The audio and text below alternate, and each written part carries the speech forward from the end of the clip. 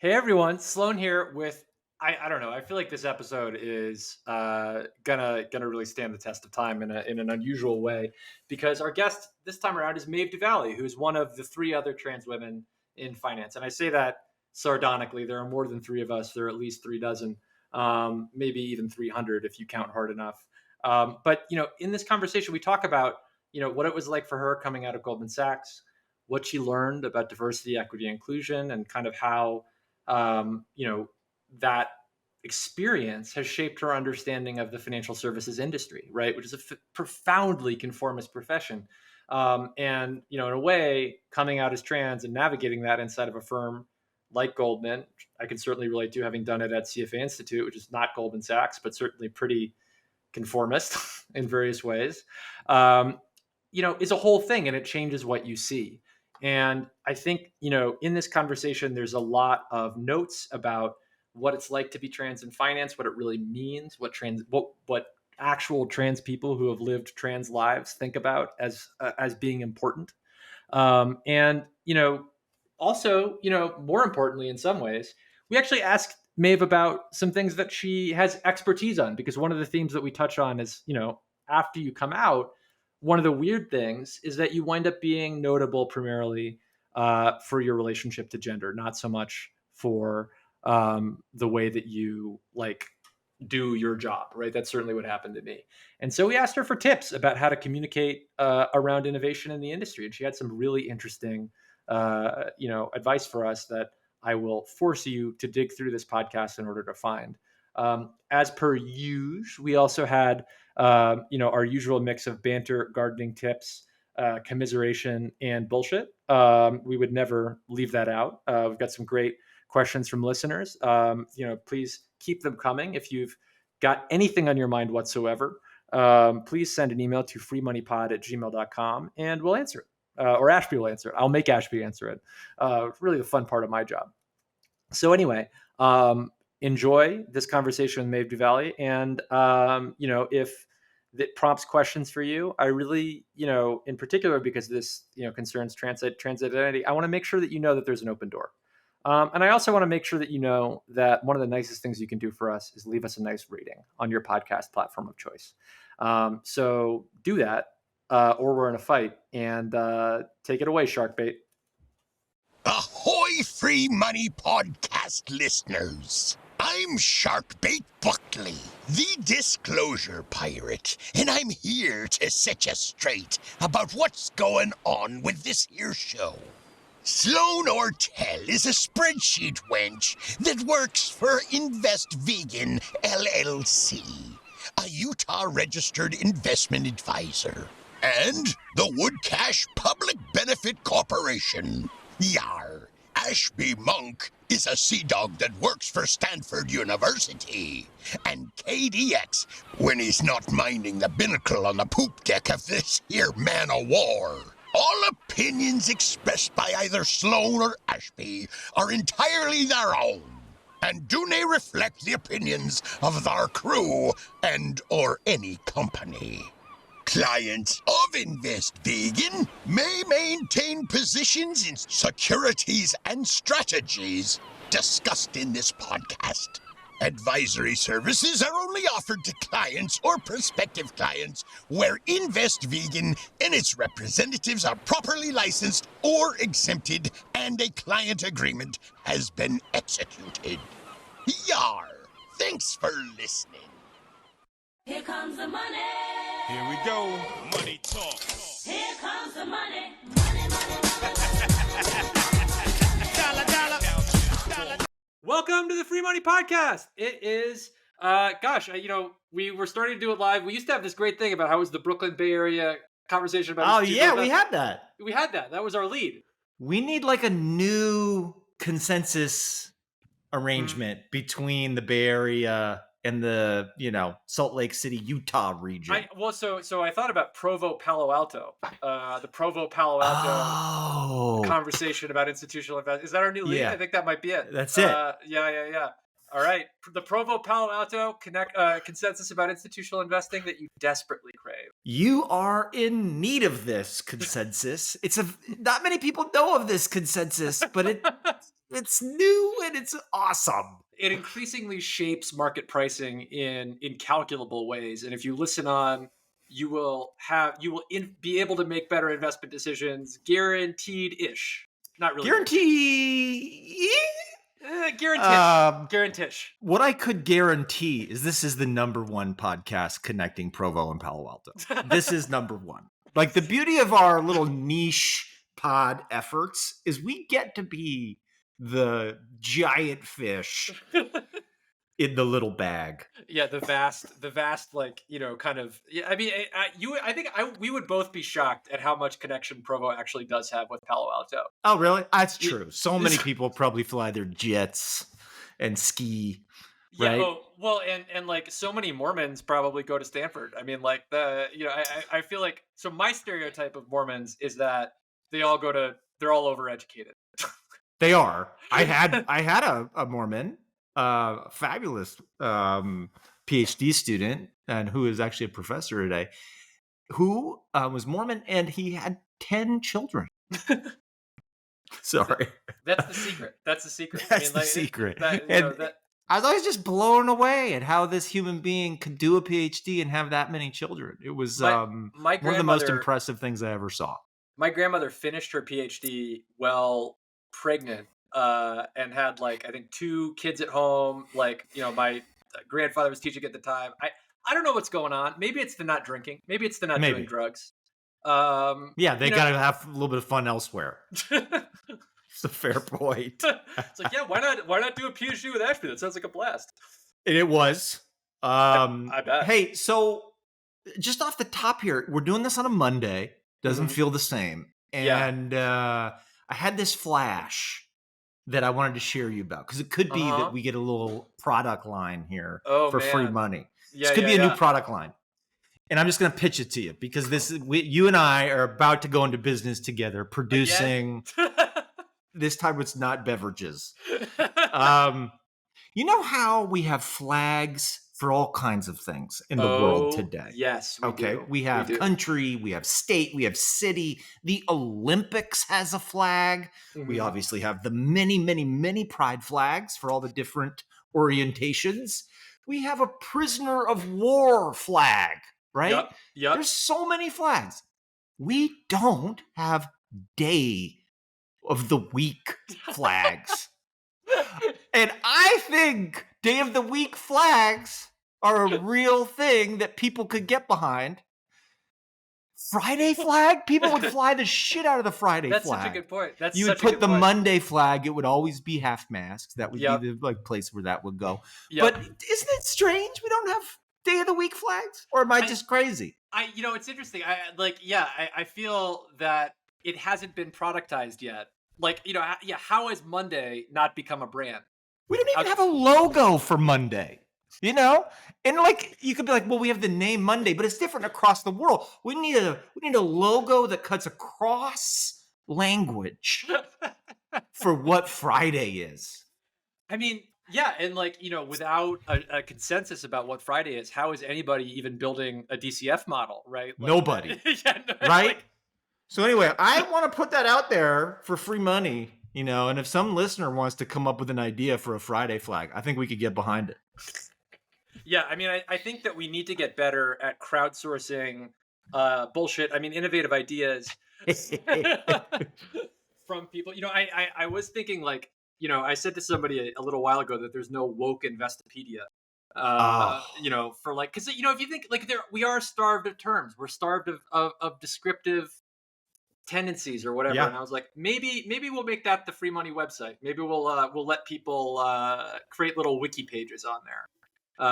And we could actually just ask ChatGPT to start. ChatGPT is pretty good at that kind of crap. It's really bad at facts, but at like generic like commentary, it's pretty darn good. That's it. Yeah, the Wikipedia of wrong shit about of drug-induced hallucinations by our AI. I mean, that it really, we changed to a new meeting tool recently, and before that failed 100 times.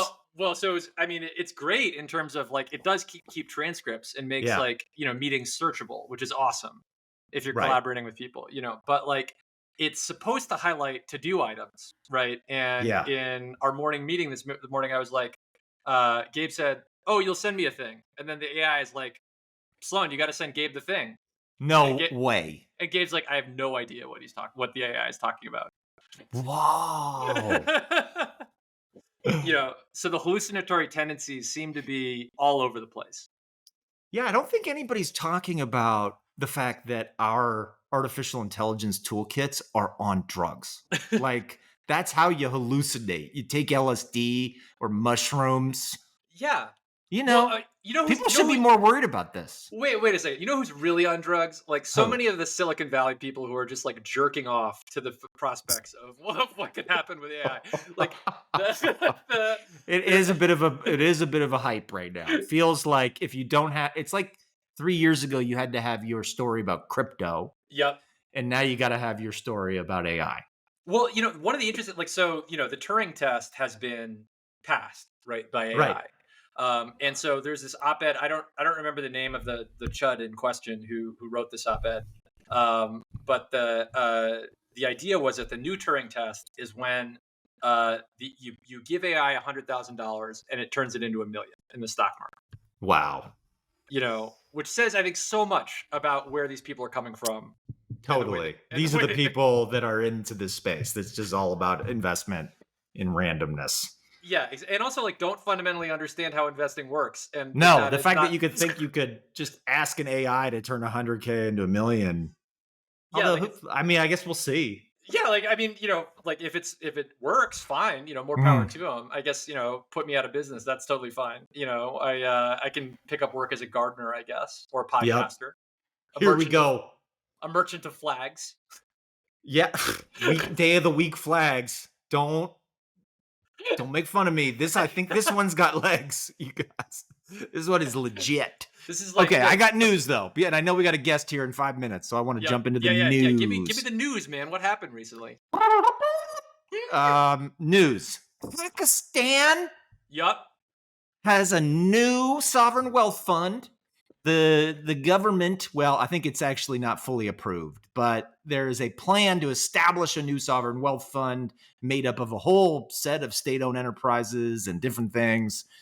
It's going to be around an $8 billion starting value, and the idea is to then sell stakes in this sovereign fund to foreign investors to spur growth, but also then to kind of catalyze this new industry, which is kind of what the NIIF in India tried to do, but they're now going to try to do it in Pakistan.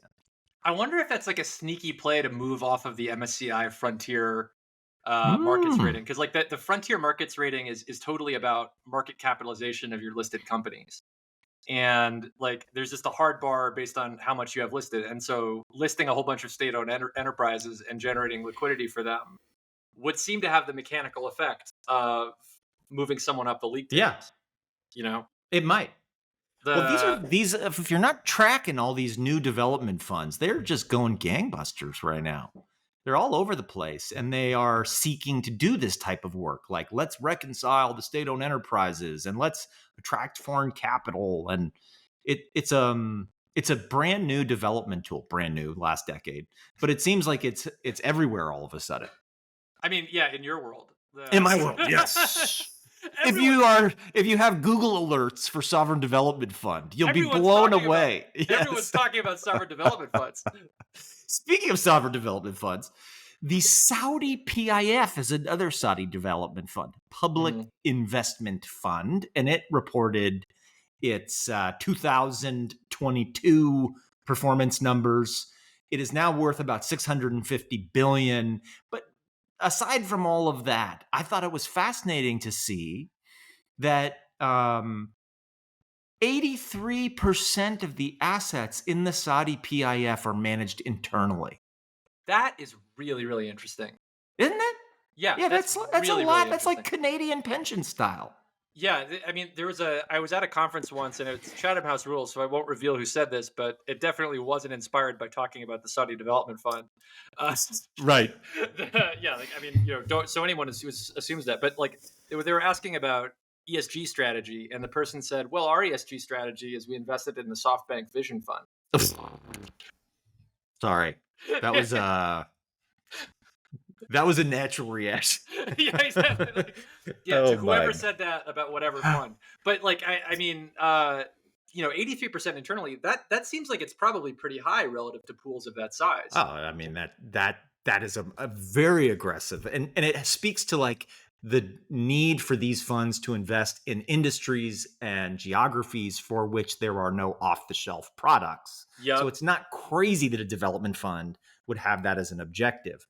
But when you think that, like like the SoftBank Vision Fund, that's an external fund. That's the kind of thing I think we all thought the Saudis would be doing. But Yeah. instead, they're investing domestically. They're starting new companies. Like there's the Gulf, all this Gulf stuff. Every time the PIF shows up in my alerts, it's Gulf related, and I have to love that delete so that much. alert. I love that so much. I do have one more bit of news, but is there time for my news? I think so. We don't have a guest yet. Okay, sweet. So here's the shocker. There's a guy that's named Richard Ennis. Oh, I know him. Ennis. Yep.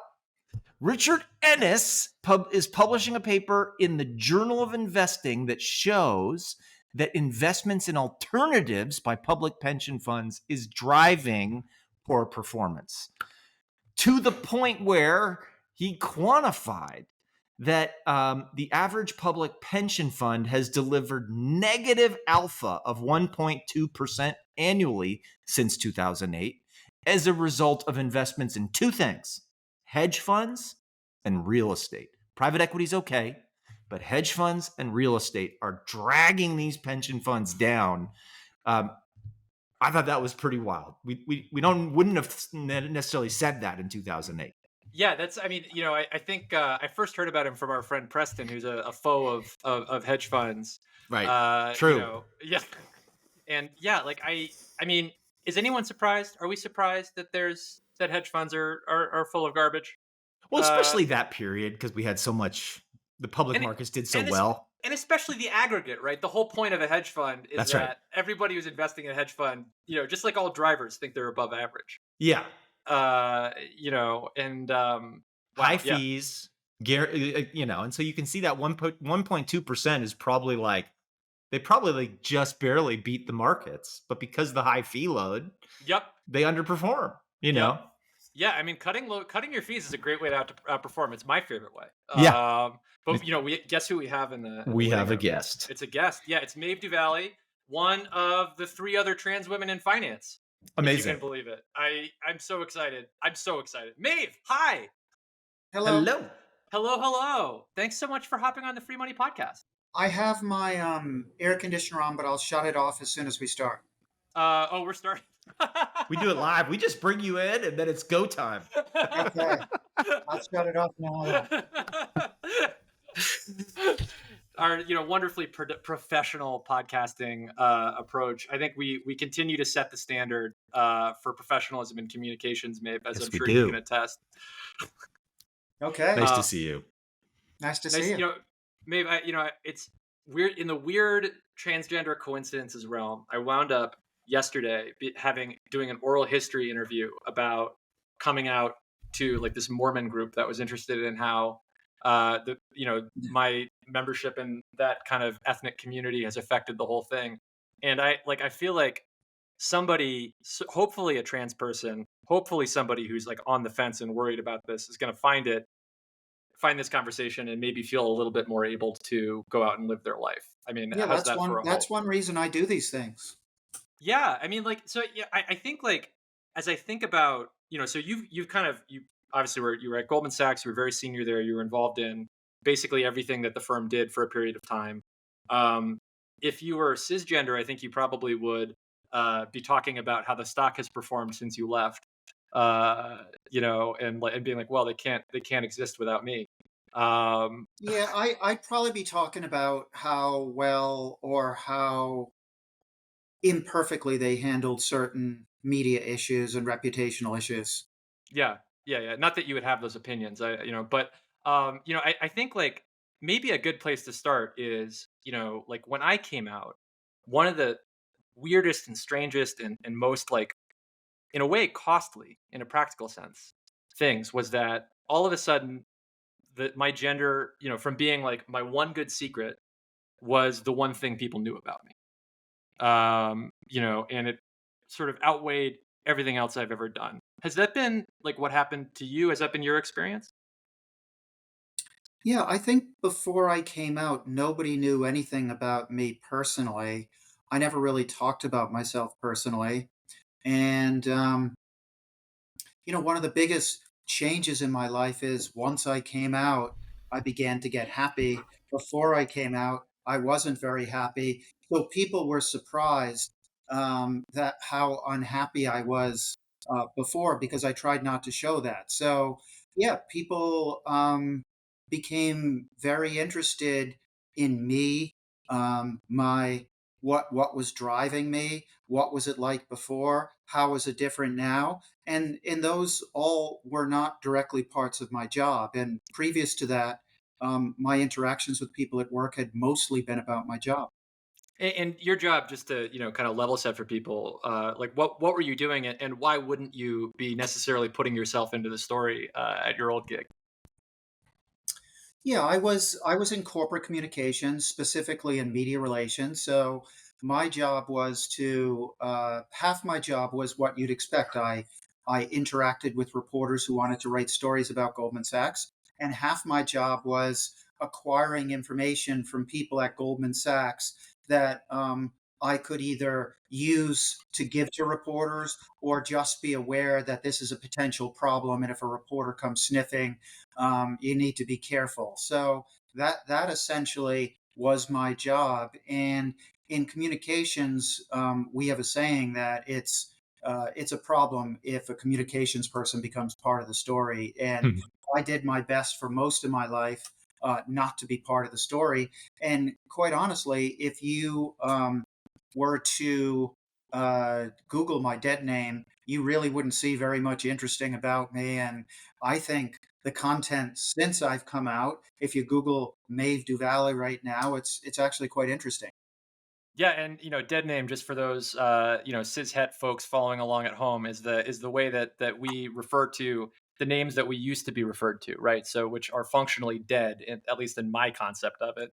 And yeah, I mean, it's always a really fun Mm. time. I mean, like, congratulations on coming out. Just holy Mm. shit. So that somebody was like, at the end of my conversation yesterday, someone was like, just so you know, most trans people are not very successful because it's just hard to do, and it's just a lot to contain within yourself. Is that, I mean, does that resonate with you at all? Yeah, I spend a lot of time up in Provincetown, Massachusetts, which is kind of a summer gay enclave, and I spend a lot of time with gay men up there, and gay men are just generally speaking a fairly affluent demographic, and transgender people are not an affluent demographic. It's just very very different, and a lot of us. I come from privilege. I'm white. I worked at Goldman Sachs. I live in New York City. Things are pretty good for me. They're not so good for a lot of transgender people who come from broken homes. Their parents disown them when they come out. So we're in a very different place than some other parts of LGBTQ plus. That's a really good segue to just the conformity of this profession, and thinking about for a second, Maeve, the like I was an investment banker. I did the 2-year analyst stint, and then I went off and did the venture capital. And the expectation is you go get an MBA and then you come back, and it almost feels militaristic, and everybody's paying their dues, and that you conform to the standard of, I don't know, the successful mold of an investment Yeah, banker or whatever yeah, you want to do. And what yeah. you've just described is a community that feels less conforming than the kind of typical finance professional. And from an investment perspective or a financial services perspective, I think it's a lost opportunity to think creatively and to try to bring innovation and different perspectives into the industry for the benefit of the industry. Is that your kind of appreciation, having gone through it through the entire career and now seeing it through this different lens?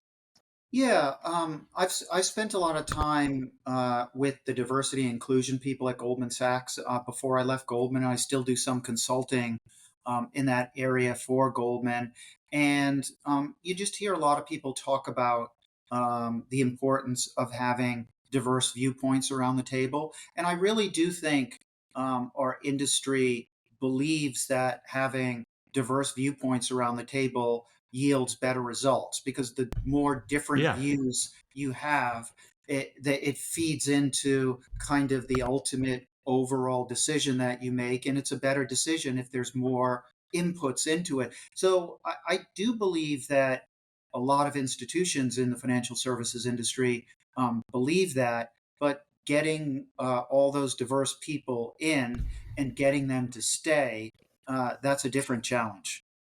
And I feel I would add to that also that, like, a lot of the time, what the diverse people have to say to those firms is not necessarily stuff they want to hear, right? Like, one of the things I would say to all of them is, if you're marketing a sustainable investment product and you can't take a $1 deposit, you're full of shit. And that wouldn't endear me to anyone. Probably not. Yeah, and I think, like, so, let's kind of unpack, different perspectives. Like, the one of my favorite things about financial services and conformity is that, like, at one point I was sitting around with somebody, and they saw that another friend of ours was wearing like a Timex, or no, not a Timex, like a $600 or $700 Tag Heuer watch. Um, and they went, "Well, let's get you a real watch some point." By which they meant like a $15,000 monstrosity. Like so the difference between diversity of experience and maybe where you come from and diversity of viewpoint, how big is that in your view, and how realistic is it to think that you could actually bring like revolutionary communists into Goldman Sachs and have them be like value adding? Well, it's funny because if you asked me now what attributes I bring to the job, they'd mostly be totally different from what I would have answered before. Number one, I'd say that I'm happy, and well, I wasn't happy before, but if I was happy before, I wouldn't have said that was an important attribute to bring to the job. But I believe it is, Mm. and I believe knowing who you are, being happy, being confident, wanting to give back. Those are really important attributes that make the workplace a better place, make people around you feel more comfortable, lead people to be willing to take risks and say things in meetings, and just yield that better result that we were talking about. But again, I wasn't many of those things before, but if I was, I wouldn't have said those were important to my job. I would have said something like, well, I understand financial markets pretty well. I was a reporter before. I know how to talk to journalists, Mm. and those are what I bring to the table. Yeah, whereas now it's I don't hate my life. Exactly. It's very I mean, speaking of that and hating your life, I mean, sobriety, substance abuse, uh, big part of your story, big part of my story. And like I think in one of our first podcast episodes, if here we were talking about just how everyone tends to get shit faced at financial services events almost without thinking about it or without seeing anything wrong. I mean, like, like what's going on there? What's Mm. what like why is it that so many of the people that I know who are in the financial services industry have made it out of the financial services industry? It seems like there's a significant overrepresentation of alcoholics. Um, is that serving a functional purpose, do you think? Um, I think some people view alcohol as a social lubricant that if you're if you're having trouble bonding with a person, like alcohol can help you. It can reduce your inhibitions. At least that's what people say. Now that I'm sober, I'm really happy that I'm 100% present in pretty much every situation I find myself in, whether it's work or social. And when you're drinking, you're by definition, I think you're not present. So I think the whole idea of it being a social lubricant is not quite true, but a lot of people believe that. Yeah, and I think like I mean, certainly, in my own story, like my parents were both market professionals and both heavy drinkers. And when I got to my first, job at Oppenheimer, I was like, how is everybody here drinking for 8 hours a day? Like, where are they finding the time? Because I just assumed that that was what everyone did. Um, Wrong. Well, and I spent 10 years in Japan, and the social lubricant argument you really hear there all the time. And I was in the financial service. I was a research analyst over there, and people kind of feel they can't get to know you and they can't talk about themselves unless they have a good amount of liquor in them. And I think some people are like that, unfortunately. It's almost the cost of doing business some parts around the world, I've noted. Yeah. Like, Yeah. you have to go and clink the glasses, and that's part of the deal, Yeah. Yep. which is hard.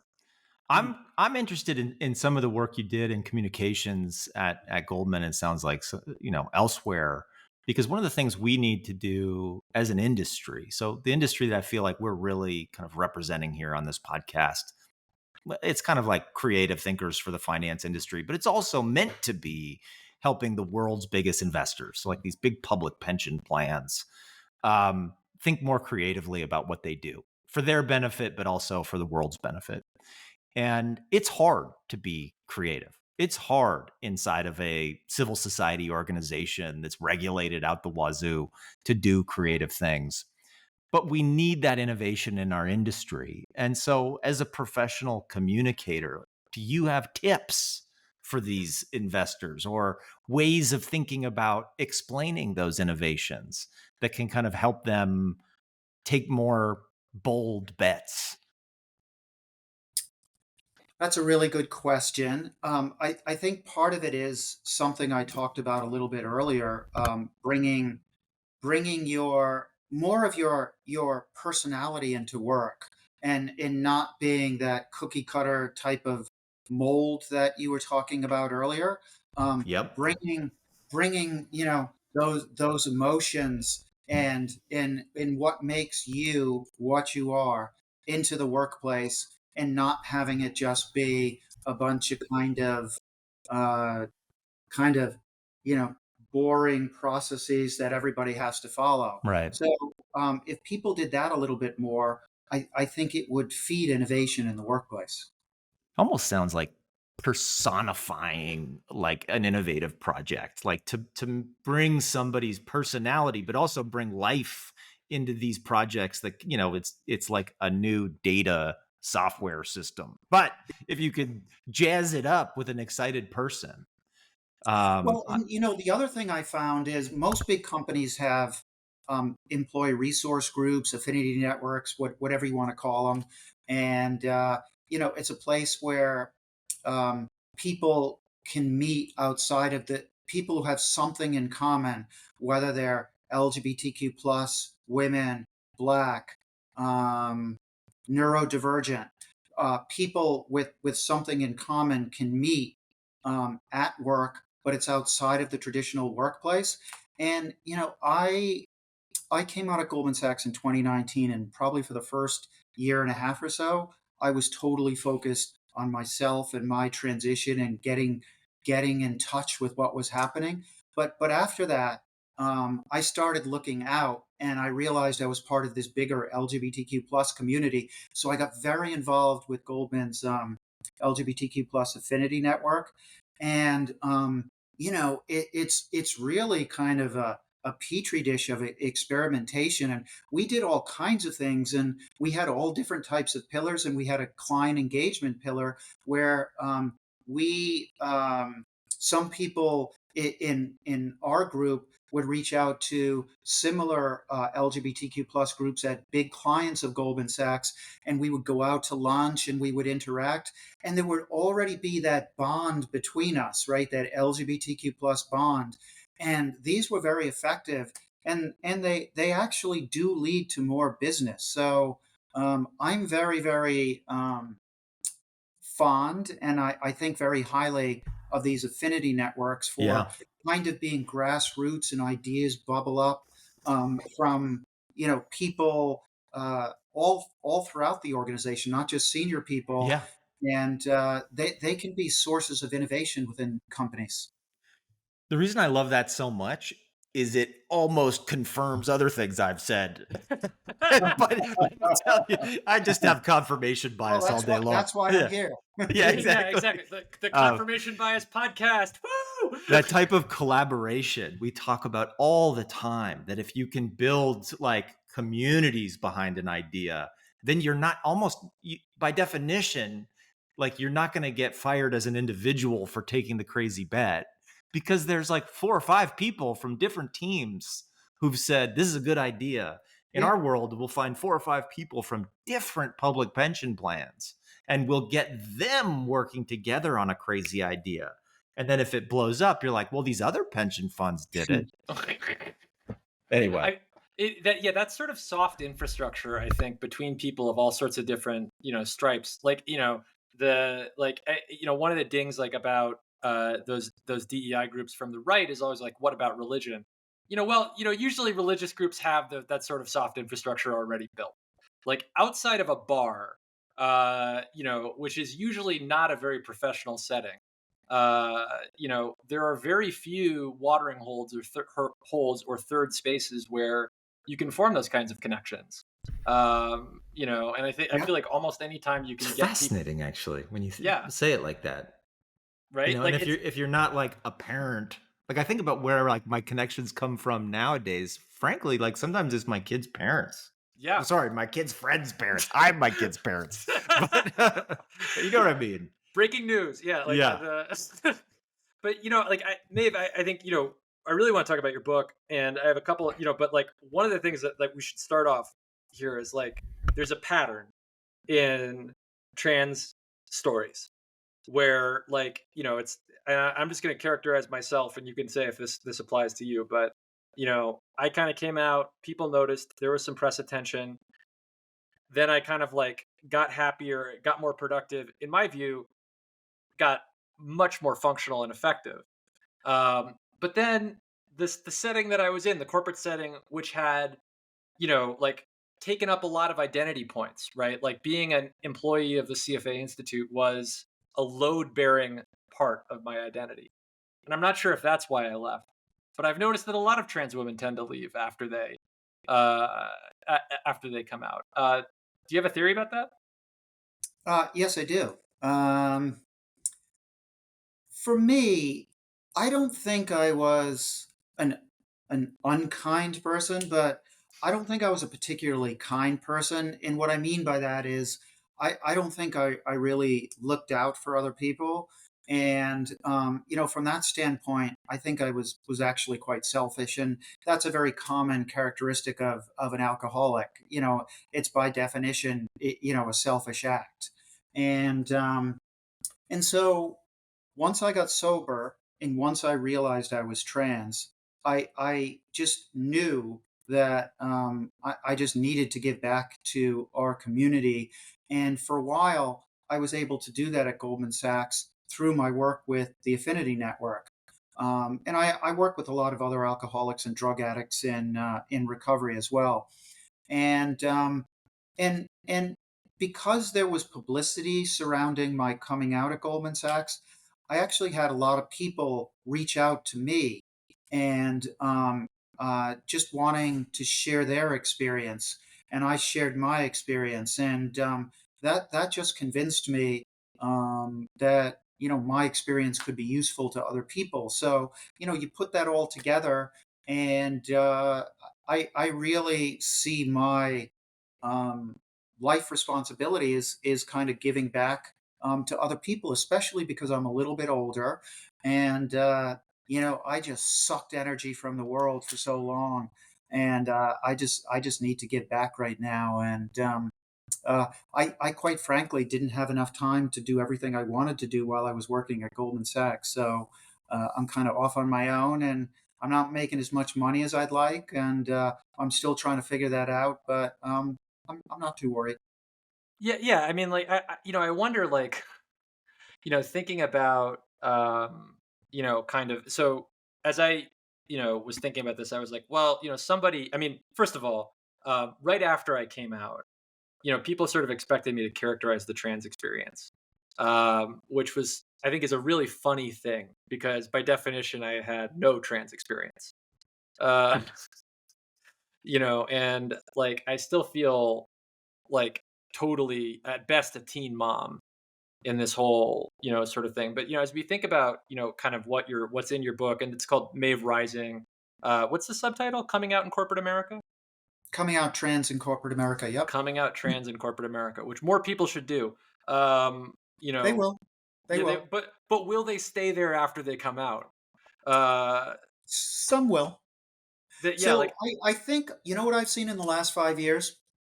Um, I think people like you and I, um, when we decide to come out, like I waited so long, and now I know what I want, and I'm just all in.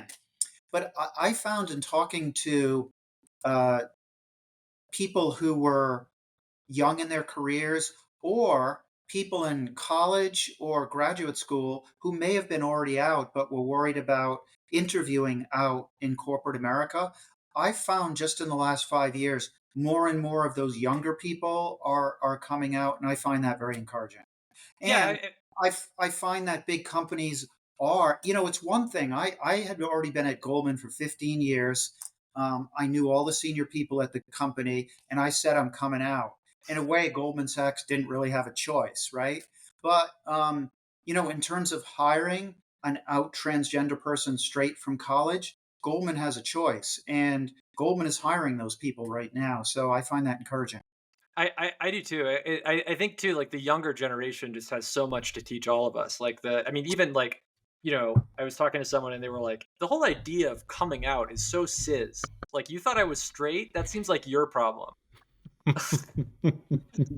you know, and that really just makes me so happy. So, like, as you think about, like, another thing that I just kind of want to explode, and then we'll go let you live your life. But is like, when you think about transgender tips, right? Like, there's a group of people who are kind of early in transition who might think that's about makeup and dresses and skirts and whatnot.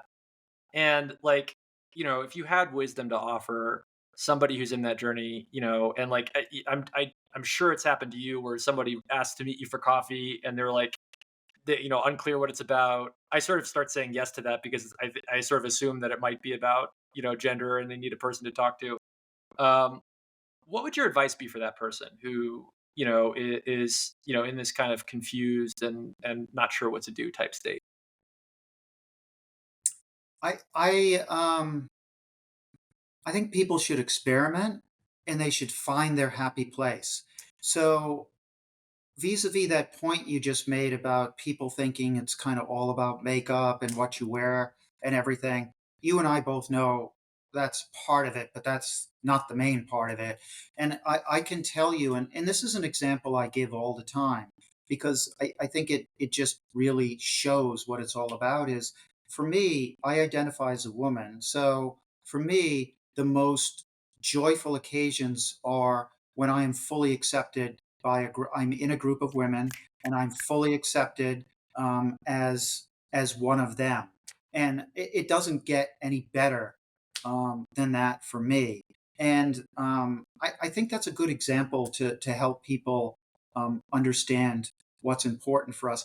And then, the other thing that I'm really talking about a lot, or I'm trying to talk about with my book coming out, is this whole idea of transition not being something that's just specific to transgender people. Because if you think about it, every human being is in transition their whole life.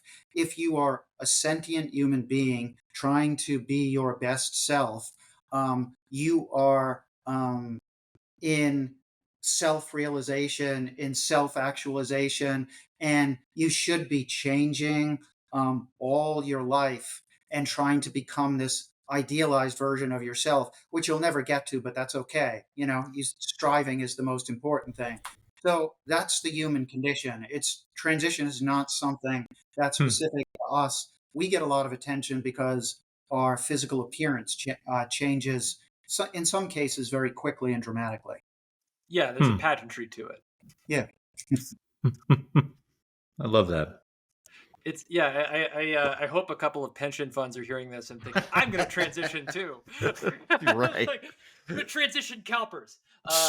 Maeve, I can't tell you how grateful I am to you for not only just being yourself, because we need every freaking trans woman that's visible that we can have. I mean, and like, I feel like we should all have a group text, because there's, I mean, I feel like there's few enough of us that we could all fit around a dinner table. Yeah, because the thing is that not everybody's in a position to, or not everybody feels comfortable being vocal like you and I are. But for those of us who are comfortable, I think we have a responsibility.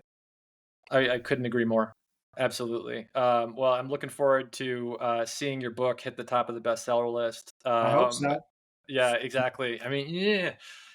I mean, like, let's get George Soros on the phone. Help him, like, this vast left-wing conspiracy that's supposed to be helping us out. I mean, I personally haven't gotten any of my Soros money yet. I hope you have, but No, I haven't. I haven't. yeah, I mean, as far as I can tell, that's not really a thing. But thank you again, and just looking forward to following, what you do with this next, era of your life, and I'm just pumped for you and pumped for Well, all of thank you us. so Thanks, much for mate. having me. I've had a good time. It's been educational and fun. Well, you can't ask for more, right?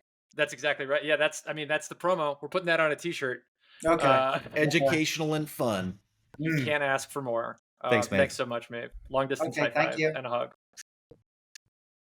But I'm gonna actually have to kick you out. I think you can just close the window, Maeve. I don't actually know.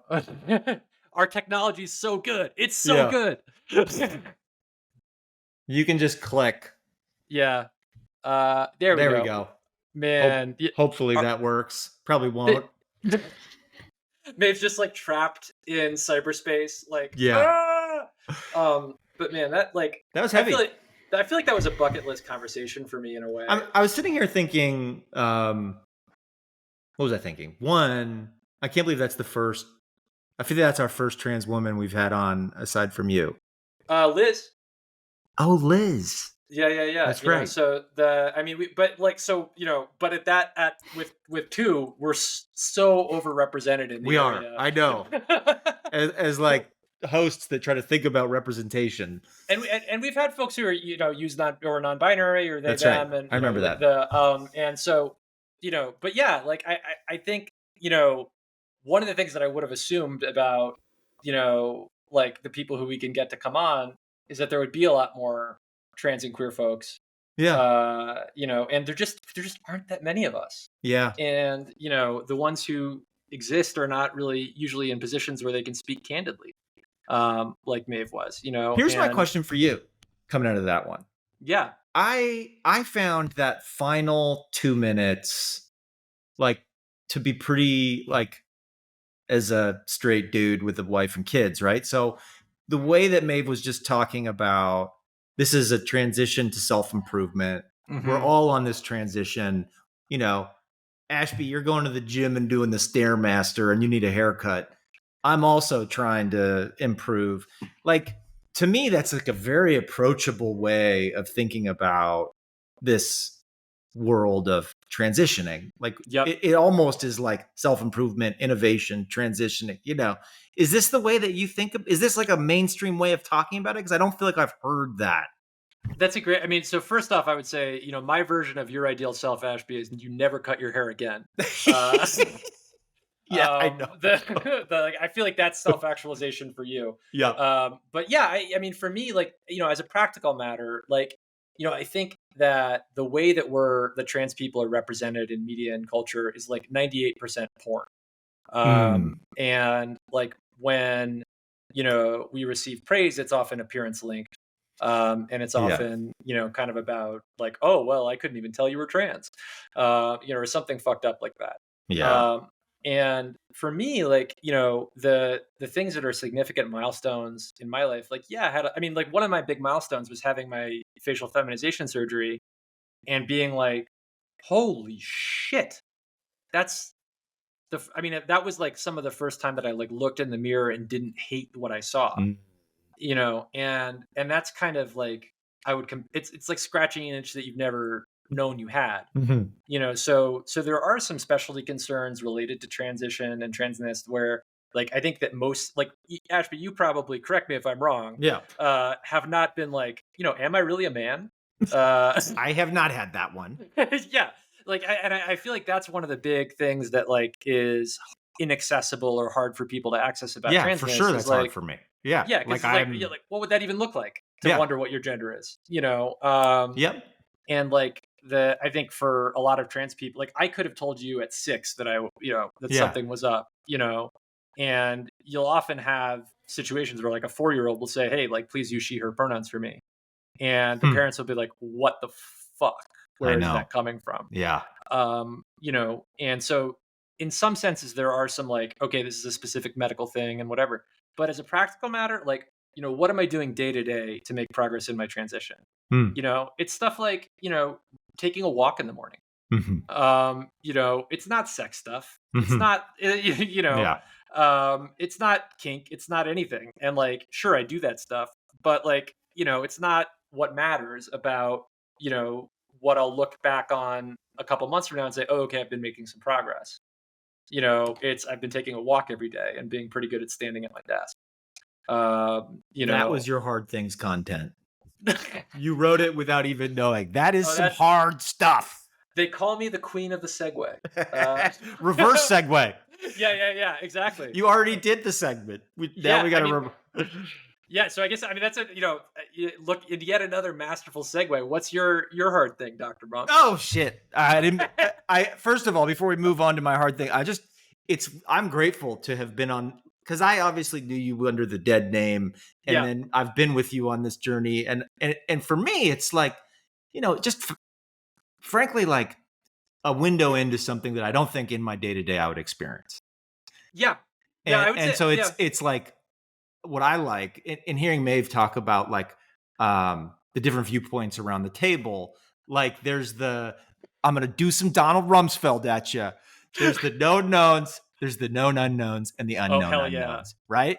Like Shout out to Donnie Boy. for a long time, especially on these topics, like I'm in the unknown world, and you've at least allowed me to convert some of those unknown unknowns to known unknowns. And so for that, I'm really grateful. I just want to say that. I mean, ditto. I think it's been. I mean, like, just I feel every day so lucky that we get to do this podcast. And, I know. like, it's great because, like, we're shitheads and wouldn't be, like, on the phone this much if we No, weren't doing the exactly. Like podcast. what? This is like a reason to hang out.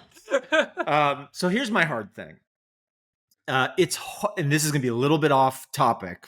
Like, it's hard to make. We're real bad at transitions. I've been struggling with my gender, and we just want to let you know, Ashby, this is a safe space, and I am going to talk about homemade pizza. Oh fuck! Sorry. So, I mean, look, I was good. struggling to figure out what to talk about, and I just had this flash. Last night I made homemade pizza.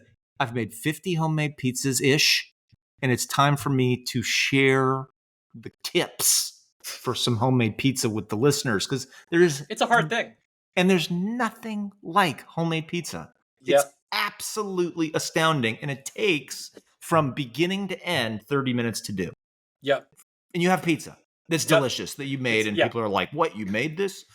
And so I'll tell you, like, you go to the Whole Foods, you probably have it. They have pizza dough, pizza sauce, and mozzarella there. You can get fun and get your own mozzarella. You can do fun stuff and make your own pizza dough. But I'm just telling you, like, that's the path that I sometimes choose, and it's fabulous. My tips that I've learned after 50 pizzas are to lightly sauce your pizza. Don't go too saucy. Too much sauce, it gets weird and doesn't cook all the way, and you get it. Then the other tip I have is 475 degrees, not 450 degrees for your pizza. And to do that, just crank it as high as it goes. I know, but I do mine in the oven. I don't have a pizza oven. You know what I mean? But yeah, I know what you're saying. Like, the pizza ovens go to like 800 or something. Yeah, exactly. They're always like, how hot can we get this freaking oven? I know. That's actually true. So maybe go as high as you can go. Thank you for correcting my tip, Sloan. That's what I'm here for. And then the other one that I think is worth saying is I used to do pepperoni. I still love pepperoni. I occasionally do Italian sausage. And the thing is, for those of you that are vegetarian, you can do Beyond Beef in a pan, crisp it up, and then sprinkle that on your pizza. And then you're still not a vegan pizza, but well, actually, vegan. I got good news for you. Oh, There is Miyoko's pourable mozzarella. Oh my God. Will change your life. All right, so there you go. First of all, like something like I feel like, I don't know if we've stated this explicitly. One of the premises around here is that a truly innovative thing is better in like 90 ways. Yeah. Right. And I think this pourable mozzarella is a great example of that. For like mozzarella that you can pour, you don't even have to shred. Yeah. It's in a bottle. You just pour it on the thing, and then you get your pizza, and it's 100% vegan. You don't have to murder anything. It's amazing. Yeah. Somebody at one point really made the most compelling argument that cheese, even more so than meat, cheese is what we should be able to manufacture out of plants, because that's all that cows and other animals are doing. They are eating plants, running it through their engine of processing and converting it into milk, and then we convert it into cheese. And so they're trying to unravel what that processing is at this kind of molecular level. And they're going to make the world's best grilled cheese sandwiches without ever having to involve an animal. Because you can take all those same ingredients at a molecular level and build the greatest grilled cheese. I'm excited about that. And you can often take the casein out of it too, which is a really potent carcinogen that's in all cheese. In general, I'd say like vegan cheeses will shock and amaze, anybody who is, willing to give them a time. And I'm not talking about the vegan cheeses that happen to be in your supermarket in a random place. I'm talking about specialty cheese. Yeah. And that's really like part of, I think, what the vegan world struggles from is just like that people tend to characterize what's possible based on what's available to them.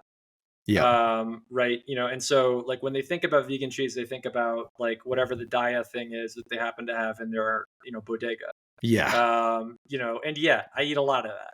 I thought you were going to say I eat none of that. Yeah. No, you eat all of that shit. It makes a pretty good grilled cheese. The Daya stuff, they've changed the formula. It melts pretty well. But like when you go like a specialty cheesemaker can make something that is as sophisticated and as subtle and as beautiful as the best French cheeses. It's the same exact process. You're adding, you take like cashew milk or cashews, you crush it and you add a coagulant. So amazing. Yeah, it's just like this area where we haven't really paid attention. And do you know what was so funny about that? When I said those words to you earlier, I forgot what you do for your day job. Because I was like, hey, let me tell Sloan about this cool grilled cheese idea. And for a second, I forgot about that this is your world. Yeah, the constituency for this podcast is a mixture of like vegans and pension fund managers. Yeah, exactly. And half the people are like kind of interested because they're learning this for the first time. And everyone else is like, can we move on? Well, yeah, I feel like, the Invest Vegan client base has like a betting pool on like when you convert to veganism. Yeah, exactly. Well, I'm already eating because I find it delicious. And I do it because of the climate stuff. That's what I'm doing. Yeah, exactly. It's really like a pretty remarkably, I've been going as part of like the, the carbon stuff that I do to like various meetups and stuff. And I find it so weird to go to a climate industry meetup where people are serving meat. Oh, yeah, I bet. It's just like, it's very like, and I always wind up sitting around with a couple of other vegans and being like, grumble, grumble, grumble, grumble. Is there always a vegan option? Not even usually, actually. That's I was going to say, maybe there's vegetarian, but not vegan. Yeah, like, I usually am just kind of operate under the assumption that there's going to be nothing for me to eat at those things. Wow. And so I'll stop at like Taco Bell or something. Shout out to Taco Bell, Whoa, the vegan savior. That was not where I expected you to say you stopped. It's the biggest vegan secret out there is Taco Bell. Well, when you're not actually, harvesting. Anyway, have you ever had a milkshake from McDonald's? You ask yourself oftentimes if there's any actual milk in there. One of the funniest things that I, that I had early on was like, I assumed that it would be really easy to find like Parmesan, like fake Parmesan in supermarkets, because like, there's all this like fake Parmesan stuff out there. It's basically sawdust. Like that's what they serve at the pizza shop.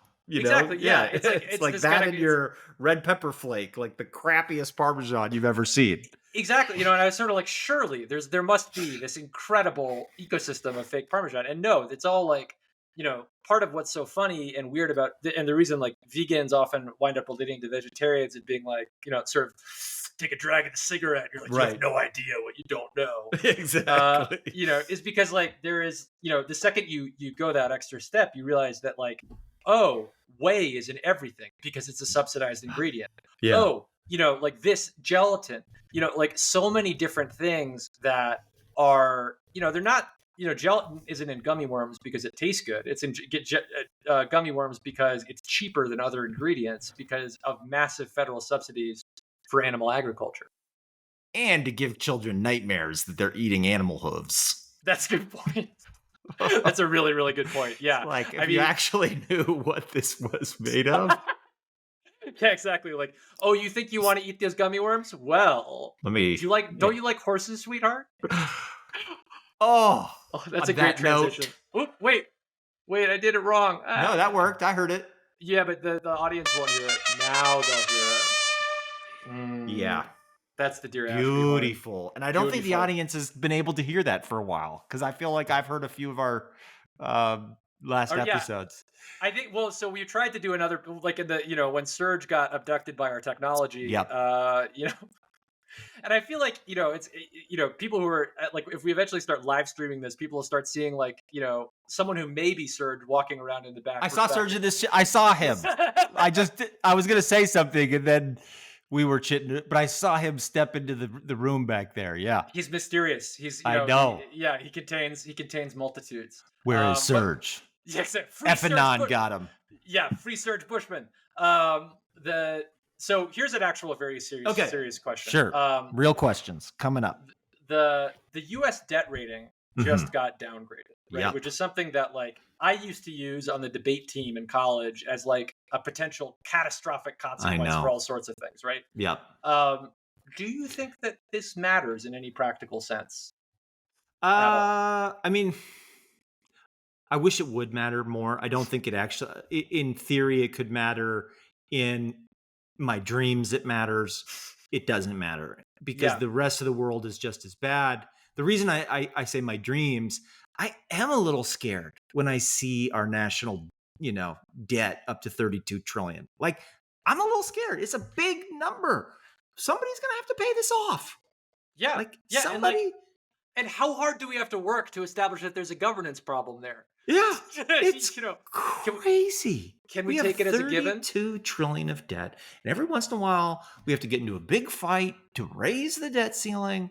So, if and only, this could trigger a new debate of like getting our finances in order and getting this thing shrunk so that, future generations can not worry about a government defaulting. It didn't seem to affect markets in the way that the S&P cut. By the way, this isn't the first time this has happened. Even in 2011, the S&P cut their the interest rate to I think AA plus. They all have different ratings. Yeah, but they cut it like down a tier. S&P cut it down a tier, and I think this was Fitch got bought by someone apparently. I learned Moody's during all the. Oh no, Moody's is the other one.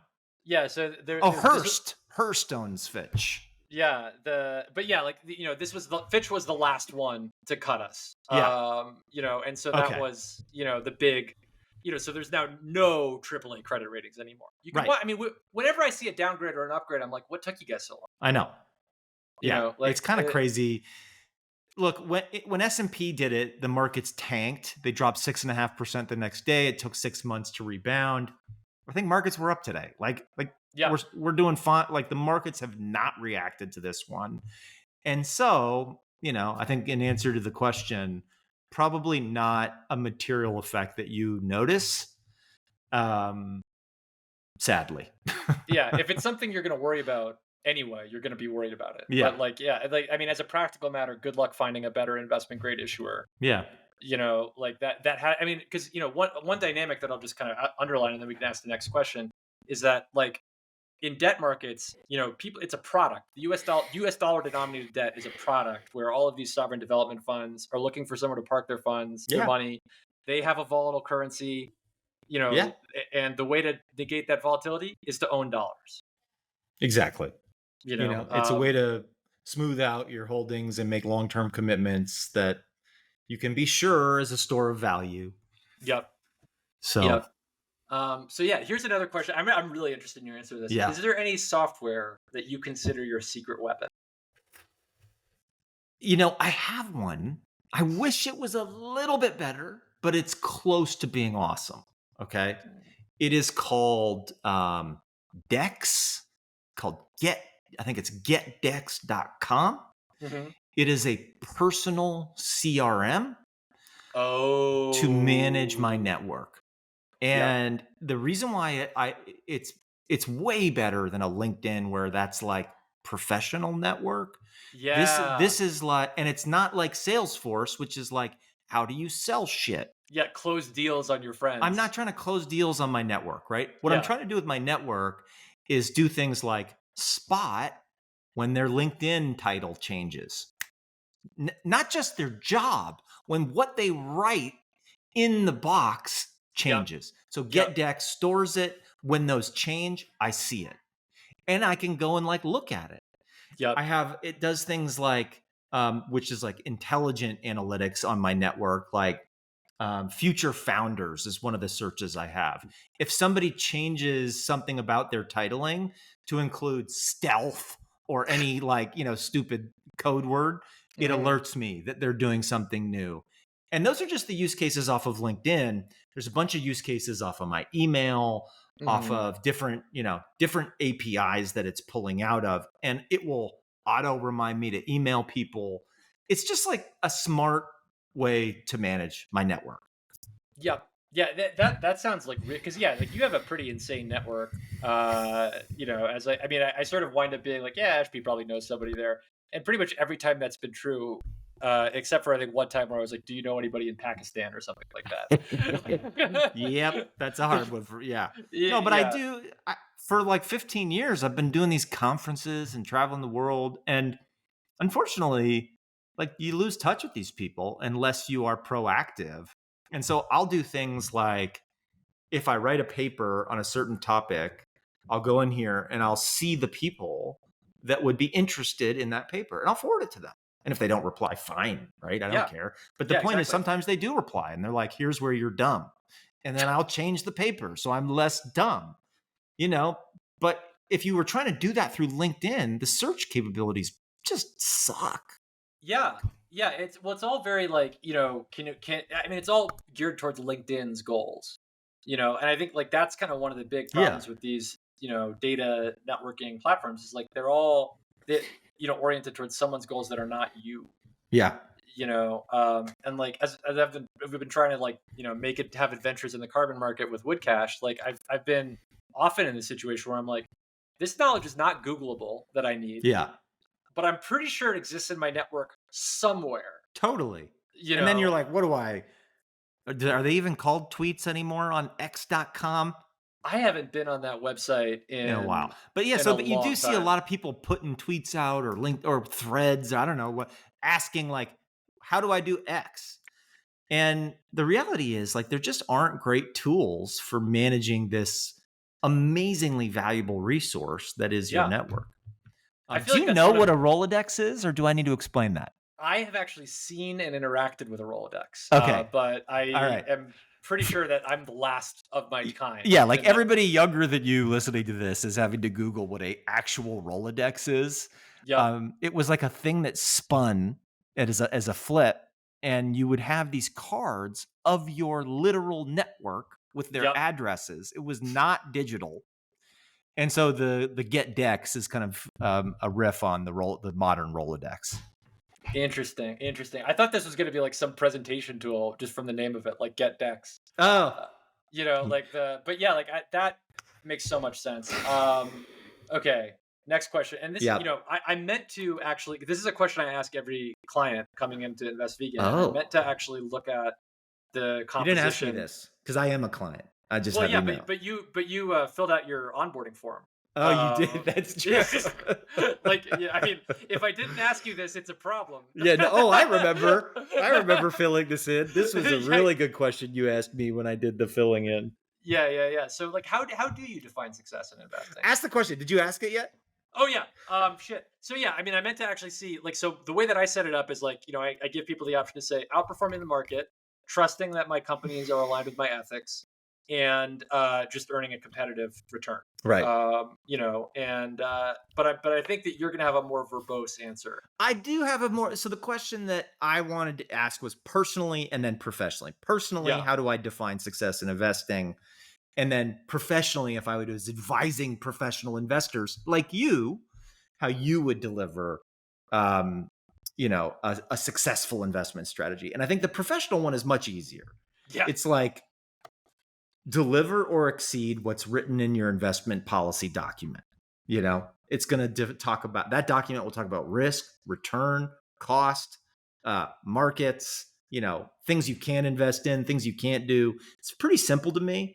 Yeah. And everybody should, if you don't have an investment policy document and you're a professional investor, then there's a problem. Because one, we don't have one.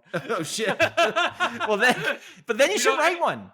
Yeah, we should. I mean, but we just invest veganly. I mean, Yeah. There you go. Yeah, it's pretty. Yours is in the name. You know what I mean? It's the investment policy name, not document. Personally, I'll admit that most of my money goes into like passive retirement accounts. And so the money that I have left over to do like personal investing generally goes into what I would describe as like startup lottery tickets. Hell yeah. Where it's like actually success for me is if one of these investments changes my life. Like that's like, I am not looking for 12% a year on those investments. I am like hoping that by some miraculous luck, and I do happen to work in the engineering school at Stanford. So that's like, I don't need to be quite as lucky as most people. I just, exactly. The dartboard is a little smaller for me, or maybe it's bigger. I don't know which one it is. Well, but, like it's more dartboard relative to wall. I would exactly. say. So I can throw my dart, and the bullseye's bigger on my dartboard, I think is what it is. Yeah, exactly. So like for me, success hasn't happened yet, but like what I'm rooting for is like I managed to be an angel in Uber or Google. Yeah. And it like fundamentally changes my life. But I will note that is maybe 10% of the money that I'm investing. The rest of I max out all my retirement accounts. And that's just passive. I feel like that's like the real version of success in investing is like, if I don't have to give a shit about investing in the future, like that's such a win. I know. Like if I can abstract away from this problem entirely.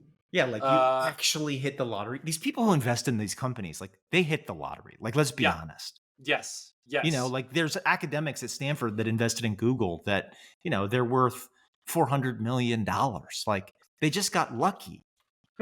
That's it. I'm picturing you guys all like sitting in the lunchroom, like, just it's like, oh, here comes Joey, and he's got like gold shoes on, like golden Allbirds. We also have people that were early investors in such great companies as Theranos. I was going to say, well, you were an investor in Theranos. Through a pooled vehicle. I was. Yes. I mean, that's what I call a track record. And, women founders, they're really, Is she in jail yet? I don't know. I think she got it delayed maybe somehow. Yeah. I don't know. She's like going to jail still though. Yeah. I never was her for Halloween, but I wanted to be. And that's a lot. What I think is wild is I think that whole deep voice thing was fake. Yeah, no, it was. And you know what? Fuck. Maybe we should have brought this up. Like there are a couple of two things that are hilarious about transness is one, Elizabeth Holmes deepened her voice in order to sound more authoritative. Yeah. And two, I don't think I've told you this. There was a trader at SAC Capital, Ping Zhang, who forced one of his analysts to take female hormones because in his, and this guy still manages institutional capital. Oh my God. He forced one of his analysts to take female hormones because he thought it would make them more effective at making investment decisions. Wow. With that, got any garden tips? I do have a garden tip.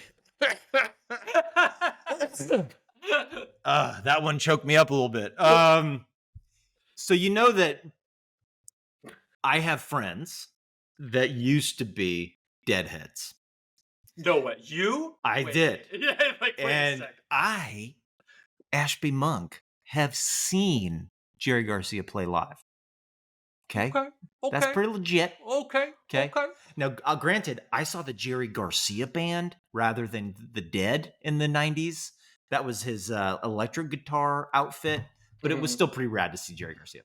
Anywho, I'm not a Deadhead, but I played one for a little bit in high school. There was a final concert. So a bunch of friends from high school were sending around notes about the Deadhead. And so that got me thinking, what is this Deadhead I remember from my garden? And so then you're just dying. Then I thought to myself, that could be my Deadhead. That could be my garden tip at the next one. So the reality is deadheading is something. Deadheading. First of all, Deadhead is a fan for the Grateful Dead. But Sloan, don't give me too much shit for my tip here. I feel like we're going to need a list of the 10 most insane segues from this show. It's the same word, Sloan. It's not it's not that crazy of a segue. Because the segue literally occurred in my own brain. Yeah. So I think our listeners can follow it. Okay. The Grateful Dead played a concert. Deadheads go to those concerts. I heard the word Deadhead, and then I thought about my garden. And what it is in my garden is when you cut the dead flowers, you empower your roses and flowers to grow new buds, to stop wasting energy on the old dead heads.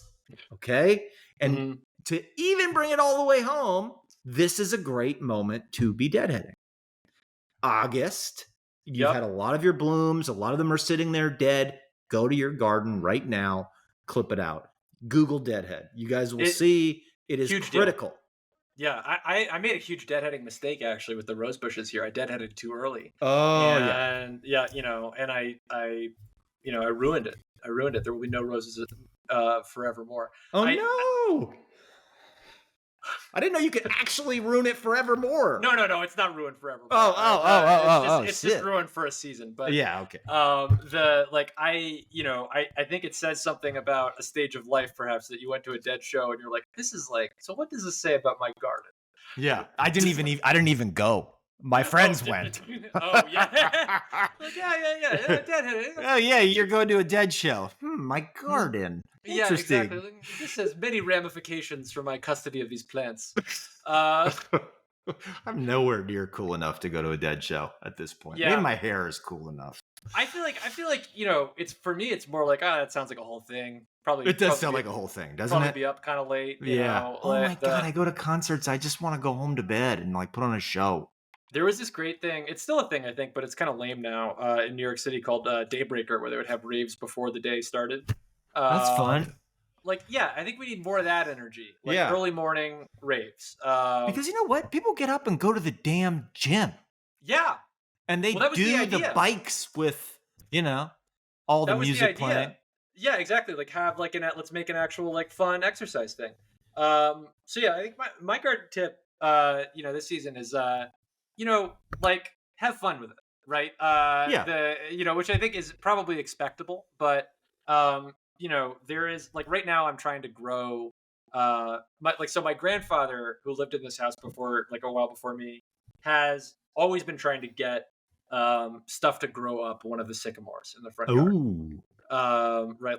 Get something to climb it. And so I've sort of taken it as a personal point of pride that I will establish a perennial that grows up this sycamore and really makes it like, nice and viney and beautiful in a way that satisfies the patriarch of my family. Do Um, trees like that? they don't love it. Okay. And so what I did actually is I threw twine, like a jute string, Okay. over a couple of the branches, and I'm training morning glories to grow up the string, Oh, wow. That's instead of rad. around the tree. And you can't really see the jute. Well, I mean, it looks kind of dumb for a couple days, That's but okay. you can't really see the jute, after too long, and that sort Yeah. of becomes like a thing. So that I adventure is, the idea is to grow morning glories up the string and then grow a perennial up the morning glories. Oh my God, Uh, that's rad. yeah, exactly. So the kind of ideally over time, this like initial thing will decompose, and then I'll have my nice perennial vine that is sustainably wrapped around this like 100 and change-year-old sycamore. That's beautiful. Yeah. But it's just a fun science project is the way that I Yeah. arrived at it. It wasn't like I was like, oh yeah, I want to do this. It's sort of like, oh, okay, my grandfather mentioned that this might be interesting, and that he's been trying to do it, and I'm like, okay, I can run with that. You know, Uh, You gotta Google this place called Gilroy Gardens. mm, And it is a kids' amusement park on the one hand, and yep. an adults' gardening paradise on the other. And the Ooh, reason I say that, that's synergy. it's quite a cool connection. Yeah, because like people like me, I'll go there just to look at the trees they've threaded. They take these trees and they thread them together in different patterns. Oh, that's so And so cool. when they grow large, it's like you're like, is that a statue? That can't be a tree, but it's a That's tree. so cool. And so That's when I like hear a you describing what you're trying to pull off here, it's the kind of thing that you would see at Gilroy Gardens, where they've grown up from a very early stage plant, but they've thought ahead, and then it gets to be big and it's beautiful. So that's one of Gilroy my Gardens, that's like I think that's it. Does espalier mean anything to you? exactly. Yes, it does. It does. It's where It's you like, transplant different trees together. yeah, and you sort of grow them into like you can grow them into a fence if you want to, Yeah, that's or what this whatever. looks like. That's so cool. Yeah, I I think feel they like do that for the hedgerows in the UK too. They it's one of kind my of. favorite fussy gardening techniques. Yep, It's extremely fussy, but damn, is it cool. it is cool if you're Anyway, I patient. mean, like, do you think that we've given the listeners enough value? Should we Holy stop? cow, Should this we is a stop? Just long one. I it think was. people, if you're still listening, I'll send me your Venmo. I'll give you 14 cents. Wow. I mean, this is like I got a little scared. I was like, people are listening. I don't want to send $14. Yeah, yeah, exactly. Like, I mean, yeah, really making the free. I mean, How about I will answer any question you have about your portfolio if you email me. But you that's a have great to say question. the magic code word, which is Jamba Juice. Or send it to Free Money Podcast, and I will ask it to you. Oh, there you live. go. Oh shit. And you don't even need Free to say mon- Jamba Juice. freemoneypod@gmail.com, baby. But All right. but yeah, we love you all. Thanks for We bearing with do us. love you. Bye. Bye. Oh.